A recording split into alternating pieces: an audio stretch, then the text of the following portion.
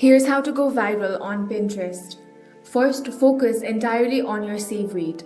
The 2026 algorithm prioritizes saves over likes or comments because it proves your content has long-term value. To get those saves, design a vertical 2x3 image and place a bold, benefit-driven headline right at the top.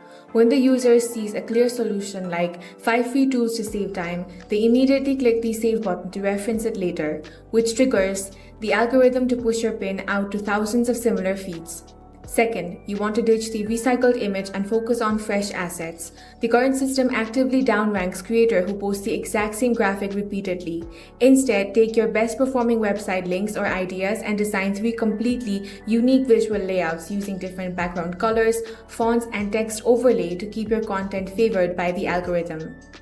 Finally, jump on the official Pinterest Predicts report early. Every year, Pinterest releases a list of macro trends that receive a massive year-long visibility boost across the platform.